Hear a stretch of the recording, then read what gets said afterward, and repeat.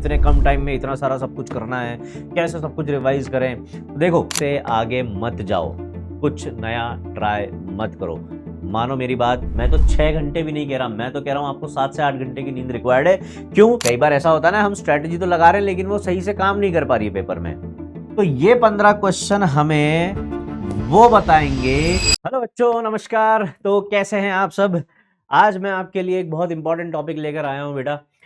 अगर आप रीनीट का एग्जाम दे रहे हो तो रीनीट के एग्जाम से पहले ये 5 वो गलतियां हैं जो आपको बिल्कुल नहीं करनी है बेटा, वरना ये गलतियां आपका स्कोर बहुत नीचे ले जा सकती हैं। ठीक है, आपका टाइम ज्यादा वेस्ट नहीं करता हूं, फटाफट से मुद्दे पर आते हैं।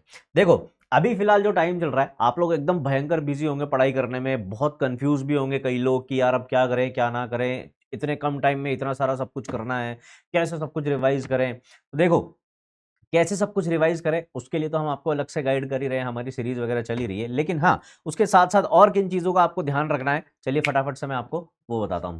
तो ये 5 ऐसी मिस्टेक्स हैं जो आपको रीनीट से पहले बिल्कुल नहीं करनी है, वरना आपका स्कोर धड़ाम से नीचे गिर सकता है। ठीक है, चलिए। तो सबसे पहली मिस्टेक है भाई, ट्राइंग समथिंग न्यू। अब लास्ट मोमेंट पे कुछ नया ट्राई नहीं करना है। कोई भी नई बुक, कोई भी नया सोर्स ऑफ कंटेंट आपको नहीं लेना है, क्योंकि ये आपके लिए बहुत हानिकारक हो सकता है बेटा। कुछ नया ट्राई नहीं करना है, जो आपके पास है ऑलरेडी सफिशिएंट है। आपके अपने नोट्स, आपने जो क्वेश्चंस किए हैं, आपके मॉड्यूल्स, आपके डीपीपी, आपकी किताबें जो आपने ऑलरेडी ले रखी हैं, उन्हीं से क्वेश्चंस लगाने हैं। कुछ नया नहीं करना है। कोई टेलीग्राम पे ये वाली पीडीएफ वो वाली पीडीएफ लेने की जरूरत नहीं है। जो आपके पास ऑलरेडी है आपको उसी को करना है, क्योंकि अभी कुछ नया ट्राई करोगे ना बेटा, आप उसमें टाइम वेस्ट ज्यादा हो जाएगा। ठीक है, कोई चीज नहीं आप अगर ट्राई करोगे तो आप ऑब्वियस ही बात है उसमें ज्यादा टाइम दोगे अपना, उस चीज को समझने में, उस चीज के साथ हैबिचुअल होने में आपको ज्यादा टाइम लगेगा। इससे अच्छा जो चीजें आपके पास ऑलरेडी प्रेजेंट हैं, आपके खुद के बनाए हुए नोट्स, थ्योरी आपको अपने नोट्स से बाहर नहीं पढ़नी है। ठीक है, क्वेश्चंस जो आपने ऑलरेडी लगा लिए पहले उन्हीं को रिवाइज करना है, उसके बाद नए क्वेश्चंस की तरफ आगे बढ़ना है। जो आपके पीवाईक्यू हैं, जो एनसीईआरटी एग्जाम्पलर है, जेईई मेन के पीवाईक्यू हैं, इससे आगे मत जाओ, कुछ नया ट्राई मत करो। मानो मेरी बात, कोई भी आपको कहता है कि मैं ये वाली पीडीएफ दे देता हूं, मैं ये कर देता हूं, मैं वो कर देता हूं, मत लो। जो आपके पास है वो ऑलरेडी सफिशिएंट है, उसी के भरोसे आपने एग्जाम दिया था नीट का। ठीक है, तो आप रीनीट भी उसके भरोसे आराम से दे सकते हो। अगर आपने ईमानदारी से साल भर तैयारी की है तो आपके पास ऑलरेडी सफिशिएंट कंटेंट होगा। ठीक है, चलिए आगे बढ़ते हैं। Next point, attempting mock test but not analysing. भाई तुम टेस्ट तो दिए जा रहे हो, पढ़ाई तो किए जा रहे हो, लेकिन तुम अगर एनालिसिस नहीं कर रहे तुम्हारे टेस्ट पेपर का, तो तुम्हें पता कैसे चलेगा कि अभी फिलहाल तुम गलती कहां पर कर रहे हो, कौन से टॉपिक में तुम लैग कर रहे हो। सर मेरे 600 मार्क्स आ रहे हैं, 600 से मैं आगे नहीं बढ़ पा रहा। सर मेरे 400 मार्क्स आ रहे हैं, मैं 400 से आगे नहीं बढ़ पा रहा। 500 पे अटका हुआ हूं सर, 550 आते हैं, इससे ऊपर नहीं आते, उससे नीचे चले जाते हैं। ऐसा इसलिए हो रहा है क्योंकि हम टेस्ट पेपर का एनालिसिस नहीं कर रहे हैं, हम ये पता नहीं लगा रहे हैं कि हमारी गलतियां कहां पर हो रही हैं। जब तक एनालिसिस नहीं करोगे तब तक तुम्हें पता कैसे चलेगा कि तुम्हारी गलतियां हो कहां रही हैं। अगर तुम्हें पता ही नहीं होगा कि तुम गलती कहां कर रहे हो तो आगे कैसे बढ़ोगे, क्योंकि जब तक उस गलती को ठीक नहीं करोगे आगे नहीं बढ़ पाओगे। तो गलती ठीक करने के लिए गलती का पता होना जरूरी है। तो गलती कैसे पता लगेगी? गलती तब पता चलेगी जब हम टेस्ट पेपर का एनालिसिस करेंगे। मान लो आपने 720 नंबर का पेपर दिया, अब उसमें से मान लो आपके आ रहे 600, या ऐसे मान लो ऑन एन एवरेज 450 नंबर आ रहे हैं बेटा। तो ये मार्क्स आपके इसलिए आ रहे हैं क्योंकि आपने पढ़ा हुआ है, और जो मार्क्स आपके कट रहे हैं वो इसलिए नहीं कट रहे हैं कि आपने पढ़ा नहीं है या आपको आता नहीं है। आपको आता है लेकिन आपने कुछ मिस्टेक्स की हैं, आपने नेगेटिव मार्किंग कर दी है, कुछ छोटी मोटी गलतियों की वजह से आपके आंसर्स गलत हो गए, इस वजह से आपके मार्क्स कट गए। तो हमें पढ़ाई पर काम नहीं करना है, वो तो हम कर चुके हैं। हमें काम किस पर करना है? यार मैं जो गलतियां कर रहा हूं, ये जो क्वेश्चंस मेरे गलत हो रहे हैं, ये जो नेगेटिव मार्किंग हो रही है, ये जो क्वेश्चंस मैं छोड़ रहा हूं, जिनको मैं नहीं अटेम्प्ट कर पा रहा हूं, ये मेरे मार्क्स कम करवा रहे हैं। मान लो आपने केमिस्ट्री में जो 45 क्वेश्चंस आए, उनमें से हम लेट सपोज मान लेते हैं कि आपने 15 क्वेश्चन अटेम्प्ट नहीं किए या गलत हो गए। 15 ऐसे क्वेश्चन थे जो या तो गलत हो गए या हमने अटेम्प्ट नहीं किए, मैं फॉर एग्जाम्पल मान रहा हूं। ठीक है, तो अब ये वो 15 क्वेश्चन है बेटा जिनमें आपको इंप्रूवमेंट शो करना है। बाकी के 30 क्वेश्चन में तो आप कर गए, बाकी के 30 क्वेश्चन आप कर गए, वो सही हो गए आपके, तो उसमें आपको अब उतना ज्यादा एफर्ट मारने की जरूरत नहीं है, वो आप कर लोगे। आपको मेन काम कहां पर करना है, इन 15 क्वेश्चन पर। तो ये 15 क्वेश्चन आपको आपकी क्वेश्चन गलत करने की हैबिट क्या है वो बताएंगे, आप क्या सिली मिस्टेक करते हो उसके बारे में बताएंगे, ये आपको वो टॉपिक देंगे, वो चैप्टर देंगे जिसमें आप वीक हो, जिसपे आपको काम करने की जरूरत है, ये आपको वो स्ट्रेटेजी, वो तरीका देंगे जो आप यूज कर रहे हो लेकिन गलत हो रहे हो। भाई कई बार ऐसा होता है ना, हम स्ट्रेटेजी तो लगा रहे हैं लेकिन वो सही से काम नहीं कर पा रही है पेपर में। तो ये 15 क्वेश्चन हमें वो बताएंगे कि कहां हम गलती कर रहे हैं, किस चैप्टर में हम वीक हैं, चैप्टर के किस टॉपिक में हमें और मेहनत करने की जरूरत है, क्या सब कुछ आते हुए भी मैं क्वेश्चन गलत कर रहा हूं, तो क्या सिली मिस्टेक में कर रहा हूं, ये सब हमें एनालिसिस से पता चलेगा। तो बेटा अगर टेस्ट का एनालिसिस आप नहीं कर रहे हो, आप सबसे बड़ी गलती कर रहे हो रीनीट से पहले। टेस्ट का एनालिसिस जरूर करना है, ठीक है, ज्यादा से ज्यादा टेस्ट दो और उसका एनालिसिस करो, ठीक है। ज्यादा से ज्यादा टेस्ट देने का मतलब नहीं है कि दिन के 2 टेस्ट ही लगा रहे हैं अपन, नहीं, इसका मतलब ये नहीं होता है। ज्यादा से ज्यादा टेस्ट आपको इस तरीके से देने हैं, ज्यादा से ज्यादा आप या तो डेली एक टेस्ट लगाओ या फिर 2 दिन में एक टेस्ट लगाओ, और वो जो आप टेस्ट दे रहे हो पूरी ईमानदारी के साथ दो, उसका पूरा एनालिसिस करो, उसमें जो कुछ भी दिया हुआ है सारे क्वेश्चंस, जो सही हुए हैं वो भी और जो गलत हुए हैं वो भी आपको पता होने चाहिए कि मैंने कौन से क्वेश्चन गलत किए हैं, उनको वापस से करो, उनमें अपनी गलतियां सुधारो, खुद को डेली थोड़ा थोड़ा इंप्रूव करो, ठीक है। नेक्स्ट, फिर स्लीप सेक्रीफाइस। भाई ये आजकल तुम लोग क्या थोड़ा इसको फ्लेक्स करने के लिए भी करते हो कि भाई मैं 2 घंटे सोता हूं, भाई तू कितने घंटे सोता है, भाई मैं तो 3 ही घंटे सोता हूं यार। फ्रेंड सर्किल में जाते बोलते हैं ऐसे कि भाई मैं तो रात भर से सोया नहीं, रात भर का जागा हुआ हूं यार, रात भर पढ़ाई की है कल, ऐसे करते एकदम कूल लगता है बिल्कुल, है ना। अपना ऑरा बना लेते हैं अपन ऐसा करके, वो हमें लग रहा होता है कि हम हमारा ऑरा बनाते हैं, जबकि ऑरा के चक्कर में कुछ और बन जाते हैं हम। आप अपना बहुत बड़ा नुकसान कर रहे हो बेटा, अगर आप 7 से 8 घंटे की नींद नहीं ले रहे हो, ठीक है। मैं तो 6 घंटे भी नहीं कह रहा, मैं तो कह रहा हूं आपको 7 से 8 घंटे की नींद रिक्वायर्ड है। क्यों? क्योंकि आज की हमारी जो डेली लाइफ है, हमारी जो दिनचर्या है, उसमें एक तो हमारा स्क्रीन टाइम काफी बढ़ा हुआ है, दूसरा हम रीनीट के लिए तैयारी कर रहे हैं, भयंकर लगे हुए हैं दिन भर, उसकी वजह से क्या हो रहा है, उसकी वजह से हमारा दिमाग बहुत थक रहा है। शरीर बिल्कुल नहीं थक रहा है लेकिन दिमाग बहुत थक रहा है। तो शरीर थक नहीं रहा है, दिमाग थक रहा है, उसकी वजह से नींद प्रॉपर नहीं आ पाती है, जल्दी हम सो नहीं पाते, हमारा डेली रूटीन बिगड़ा हुआ है, सुबह लेट उठते हैं, खाना टाइम पर नहीं खा रहे हैं, इस वजह से हमारा पूरा जो बॉडी साइकिल है, पूरा जो स्लीप साइकिल है, सब बिगड़ा हुआ है, जिसकी वजह से हमें काफी स्ट्रगल करना पड़ता है। तो बेटा अपना टाइम टेबल प्रॉपर बनाओ, टाइम से सोना है और टाइम से उठना है, आपको प्रॉपर टाइम टेबल बनाकर चलना है, अगले दिन का टाइम टेबल रात में बनाकर सोना है, और सुबह उठते ही सबसे पहले उस टाइम टेबल को देखना है, और क्या क्या चीजें आपको फॉलो करनी है उसका ध्यान रखना है, ठीक है। टाइम टेबल बनाना है, एक फिक्स टाइम पे सोना है और फिक्स टाइम पे ही उठना है डेली। भाई आप ये चीजें बॉडी को ऑटोमेशन मोड में जब इन चीजों के लिए ले आओगे ना, एक्चुअली अपन करते क्या है, हम डेली इन चीजों को लेकर स्ट्रगल कर रहे होते हैं कि यार मैं सो जाऊं बस, मुझे नींद आ जाए, सुबह जल्दी उठने का सोच रहा हूं पर रात के 2 बज गए नींद नहीं आ रही है, 3 बज गए नींद नहीं आ रहे, है ना। कितना स्ट्रगल कर रहे हैं हम सोने के लिए। अगर सोने के लिए स्ट्रगल कर रहे हैं तो फिर सुबह अगले दिन जल्दी उठने के लिए स्ट्रगल करेंगे। मान लो जैसे तैसे उठ भी गए जोश में, तो दिमाग थोड़ी काम करेगा अगर नींद पूरी नहीं होगी तो। पढ़ने बैठ भी जाएंगे तो मन नहीं लगेगा, नींद आएगी, तो नुकसान किसका हुआ, हमारा। टाइम खराब किसका हुआ, हमारा। तो ये सब हमें नहीं होने देना है।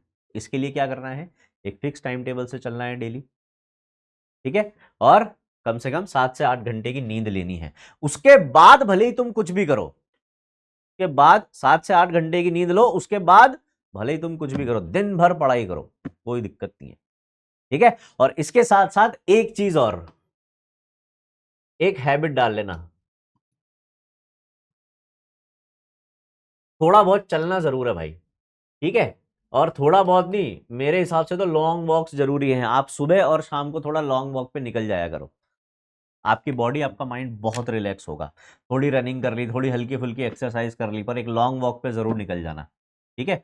घर के आसपास कोई भी पार्क है, उसमें आधा घंटा पौन घंटा पैदल चल लिए, कभी थोड़ा फास्ट चल लिए, कभी स्लो चल लिए, है ना, ये जरूर करना है, क्योंकि हल्की फुल्की फिजिकल एक्सरसाइज करोगे, आपके हार्मोन्स आपको जल्दी बैलेंस होंगे, आपको अपनी बॉडी पर कंट्रोल जल्दी आएगा। ये चीज़ें बहुत छोटी हैं, कहने में अजीब भी लगता है, लेकिन आपको फॉलो करना पड़ेगा। ठीक है, नेक्स्ट, इग्नोरिंग एनसीईआरटी। भाई ये तो तुम कभी कर ही नहीं सकते।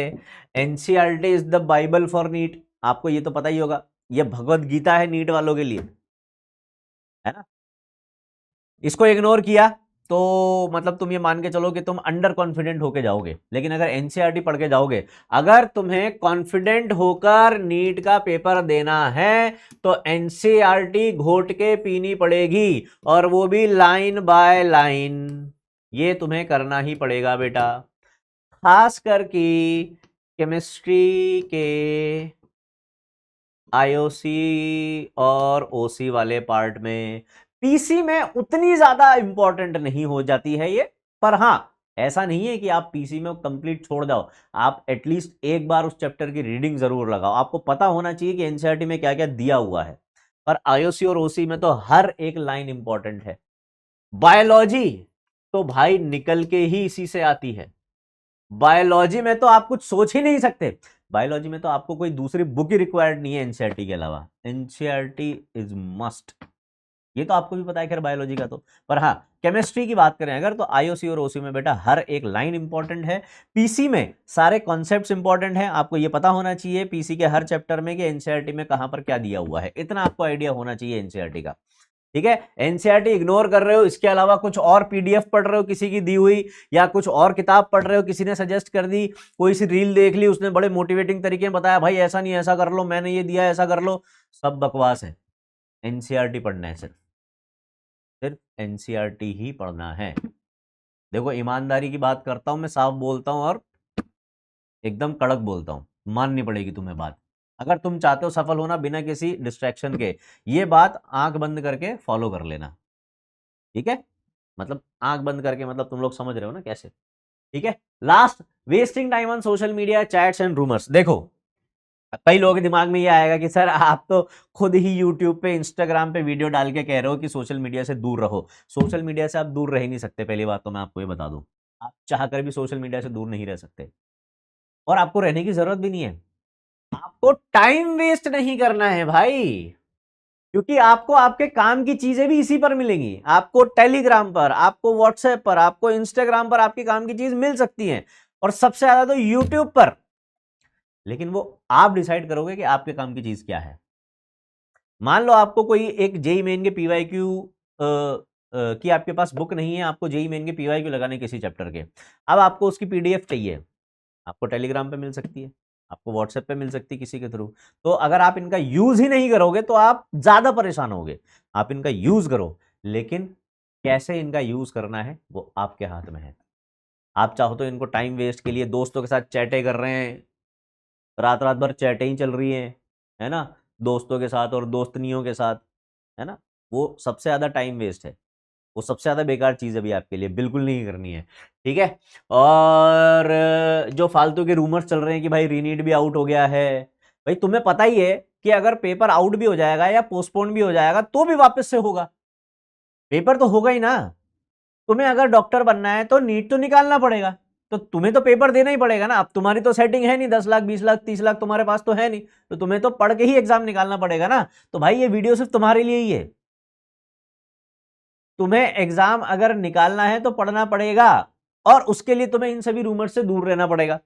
क्योंकि ये क्या करेंगे, ये तुम्हारे दिमाग में अलग अलग ख्याल नए पैदा करेंगे, तुम्हारा दिमाग डिस्ट्रैक्ट होगा इन सब चीजों से।